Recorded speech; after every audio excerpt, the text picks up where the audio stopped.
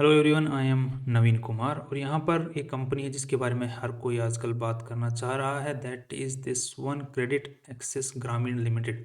ये micro financing के segment के अंदर में काम करती है। माइक्रो फाइनेंसिंग क्या होती है? जैसे कि छोटे तबके के या फिर छोटे जो कारोबारी लोग वाले लोग होते हैं उनको छोटा लोन देने की ज़रूरत पड़ती है, या फिर अपने देखा होगा कम सैलरी जिनको मिलती है तो उनको छोटे मोटे लोन्स की ज़रूरत पड़ती रहती है। तो माइक्रो फाइनेंसिंग मतलब छोटा लोन जिसके जो मतलब में जो एवज में मिलता है वो इंटरेस्ट जो होता है थोड़ा ज़्यादा रहता है, बट स्टिल जो उसके रिकवरी के जो चांसेस होते हैं, उस लोन के जो डूबने के चांसेस होते हैं वो ज़्यादा होते हैं।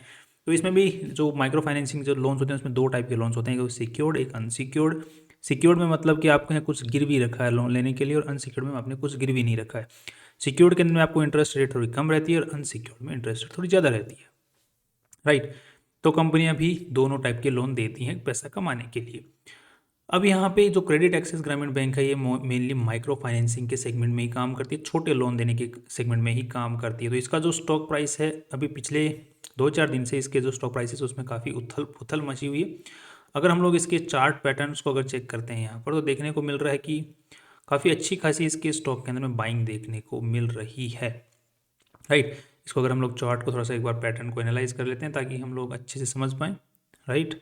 तो अब यहाँ पे हम लोग देख पा रहे हैं कि 2025 का जैसे साल शुरू होता है उसके बाद में बाइंग अच्छी खासी शुरू हो जाती है। यहाँ पे अच्छा खासा बाइंग आया, फिर बहुत अच्छा बाइंग आया, फिर अगेन अच्छा बाइंग आया, अगेन अच्छा बाइंग आया यहाँ पर, फिर मार्केट गिरता है तो उसके साथ में मार्केट ये स्टॉक भी गिरता है अच्छा खासा, बट वापस रिकवर बहुत जल्दी हो जाता है और अगेन इसके अंदर में अच्छे बाइंग देखने को मिल रही है। तो इसके पीछे मेन रीज़न क्या आ रहा है? जबकि अगर हम लोग डेटा को चेक करते हैं यहाँ पर एक्सिस ग्रामीण का, तो क्रेडिट एक्सिस ग्रामीण का जो दिसंबर का जो रिजल्ट आया है इसके अंदर में इन्होंने जो लॉस बुक किया है that is around 100 crore rupees का, जबकि इसने पीछे कभी भी लॉस बुक नहीं किया। इस साल जो है इस क्वार्टर में इन्होंने लॉस बुक किया, और उसी वक्त जब लॉस बुक किया तभी इसके पर्टिकुलर स्टॉक के अंदर में उछाल देखने को मिल रहा है, बाइंग देखने को मिल रही है। और वो भी मार्केट जो है इस पर्टिकुलर कंपनी का 1800 से फिसल के 1000 रुपये के ऊपर में आ चुका है, जब तक कि 40 to 60% के बीच में स्टॉक जो है टूट के आ चुका है, तब जाके ये सब कुछ देखने को मिल रहा है। तो यहाँ पर क्या हो रहा है कि दो चीज़ें हो रही है। एक तो इसका सपोर्ट बहुत अच्छा सपोर्ट जो है लॉन्ग टाइम का वो इसको मिला हुआ है, पहली चीज़। दूसरी चीज़, इसके अगर हम लोग डेटा को चेक करते हैं जो कि लेटेस्ट रिजल्ट आया है इसके अंदर में जो सबसे बड़ी जो नेगेटिव पॉइंट मुझे लगता है जो डरा रहा है इन्वेस्टर्स को, या फिर अब तक जो डरा रहा था, वो यही था कि माइक्रो फाइनेंसिंग में पैसा डूबने का खतरा ज़्यादा रहता है। तो जिसकी वजह से ग्रोस एनपीए, जो एनपीए मतलब क्या होता है कि अगर आपने ₹1,00,000 का लोन बांटा है और अगर आपके ₹1,00,000 के लोन के ऊपर में अगर डाउट है कि 1000 रुपये डूब जाएंगे, राइट, तो वो कितना परसेंट, 1% एनपीए हो गया। अगर यहाँ पे क्या हो रहा है कि इसका जो ग्रोस एनपीए है 2.44 है, और जो लेटेस्ट रिजल्ट आया है, डेटा आया है, उसके अंदर इनका जो लोन ग्रोस एनपीए है वो बढ़ करके 2.6 के आसपास तक पहुँच गया, मतलब और बढ़ गया है, और उसके और बढ़ने की उम्मीदें बनी हुई हैं। अब यहाँ पे प्रॉब्लम यह है कि इन्होंने सिक्योर्ड और अनसिक्योर्ड दोनों बांटे हुए हैं, तो अनसिक्योर्ड वाला जो लोन है वो ज़्यादा डूब रहा है, बट अब जो अनसिक्योर्ड वाला जो पार्ट है वो बहुत कम रह गया है। इनका जो सिक्योर्ड वाला जो लोन बुक है वो ज़्यादा बचा हुआ है, दैट मीन इसी पर्टिकुलर पॉइंट की वजह से कि अब जो डूबने वाला जो पैसा है वो कितना ही डूब जाएगा, उसका लोन बुक का जो साइज़ है वो बहुत कम बचा हुआ है। तो जो बिना डूबने वाले जो सिक्योर्ड लोन है उनमें कोई दिक्कत है नहीं, ज़्यादा होती नहीं है। तो अब ये पॉजिटिविटी इस लेवल के ऊपर में आके देखने को मिल रही है, राइट। अब यहाँ पे जो लेटेस्ट रिजल्ट आया है उसके अंदर में इन्होंने दिखाया है कि impairment on financial instruments that is around 751 crore रुपए का, राइट। तो अब बोल रहे हैं कि ऑलरेडी इसका जो जितना आना चाहिए था वो ऑलरेडी आ चुका है, जो लोन बुक अनसिक्योर्ड वाली है वो निकल रही है धीरे धीरे।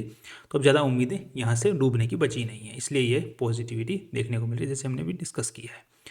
यही सेम चीज़ जो है अपने को देखने को मिलती है स्पंदन स्फूर्ति या फिर जो और जो स्टॉक्स हैं जो इसी सेगमेंट में काम करते हैं, जैसे जन स्मॉल फाइनेंस बैंक, इसमें भी वही चीज़ देखने को मिलती है। एंड इसके स्पंदन स्फूर्ति फाइनेंशियल सर्विस लिमिटेड, इसमें भी वही चीज़ देखने को मिलती है।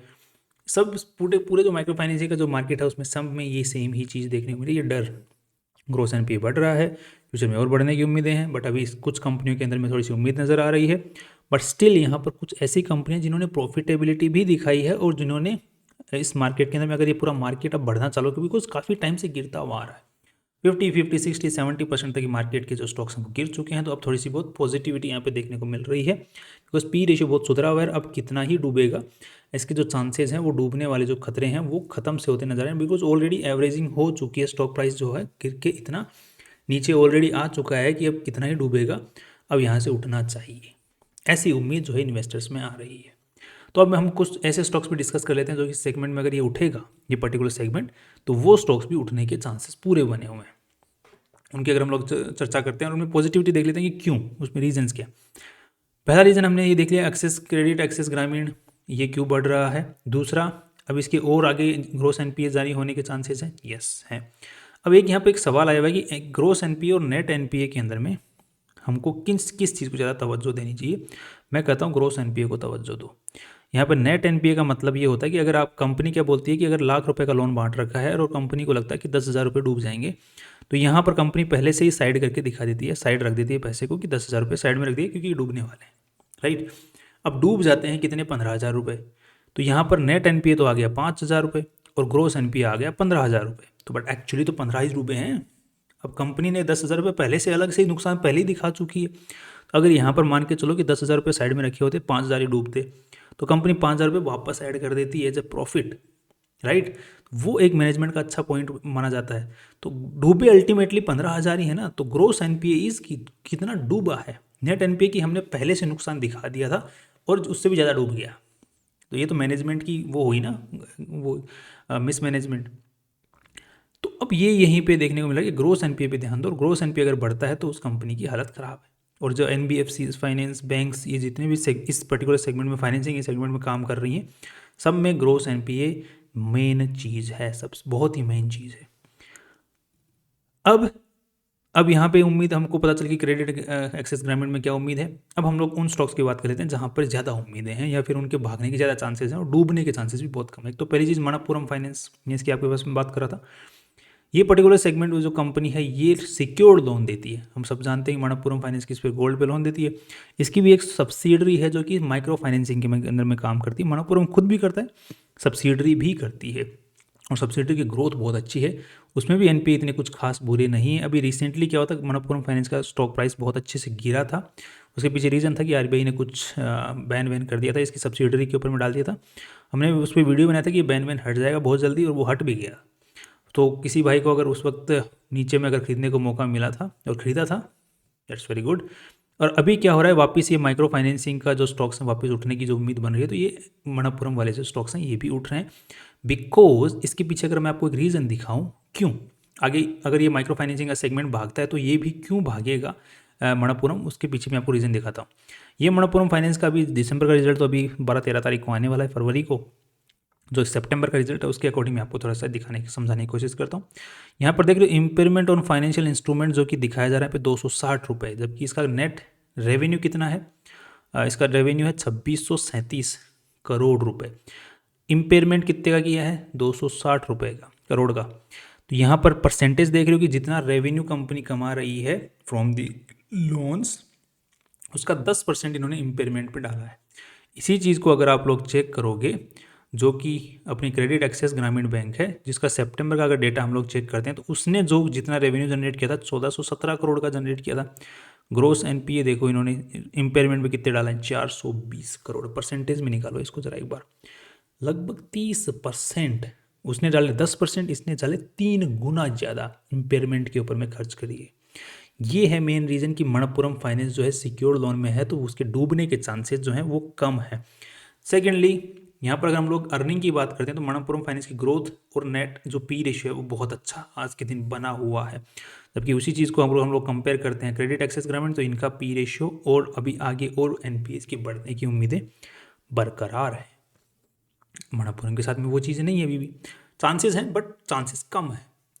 दूसरी चीज़, इसी चीज़ के साथ में अगर हम लोग मनप्पुरम फाइनेंस की अगर हम लोग बात करें, इसी साथ में एक बैंक और है जिसका नाम है जनस स्मॉल फाइनेंस बैंक। ये भी वही काम करती है, छोटे लोन बांटने का काम करती है, बट ये बैंक भी है साथ में, राइट। तो इसका बैंकिंग का लाइसेंस भी मिला हुआ है। तो इसके जो ये कमाई तो आज के दिन कर रहा है, बट बैंकिंग वाले चैनल से कम कर रहा है, अदर इनकम की फॉर्म में ज़्यादा कर रहा है। दैट मीन्स कि अगर इसका पैसा डूबता भी है तो इसके पास में अदर इनकम के सोर्सेज ज़्यादा अच्छे से अवेलेबल हैं एनबीएफसीज के मुकाबले। इसका भी जो अगर हम पी रेशियो देखते हैं या कमाई को देखते हैं तो वो दैट इज 6.62 की पी रेशियो पे काम कर रही है। दैट मीन्स ऑलरेडी बहुत अच्छी कमाई ये कंपनी, ये बैंक कर रही है। फ्यूचर में अगर ये मार्केट सुधरता है या फिर इसका पर्टिकुलर मार्केट के जो स्टॉक्स अगर भागते हैं तो ये पर्टिकुलर कंपनी भी भागने के पूरे चांसेस बने हुए हैं।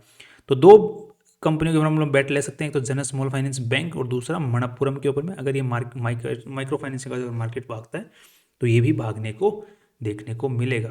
अगर इसके हम लोग स्टॉक्स को अगर हम लोग इनको भी देखते हैं, जैसे मणप्पुरम को देखेंगे तो यहाँ पे इनमें भी अच्छी खासी बाइंग देखने को मिल रही है। जनरल स्मॉल फाइनेंस बैंक को अगर हम लोग चेक करेंगे, इसमें भी बहुत अच्छी बाइंग यहाँ पर देखने को मिल रही है। लेटेस्ट डेटा के अकॉर्डिंग मोस्टली जो पर्टिकुलर सेक्टर की जो कंपनी है वो थोड़ा बहुत नुकसान बुक कर रही हैं, ये प्रॉफिट में बुक कर रही है। तो माइक्रो फाइनेंसिंग के सेक्टर की जितनी मोस्टली कंपनियां वो सभी ही बाइंग के फेज को दिखा रही हैं।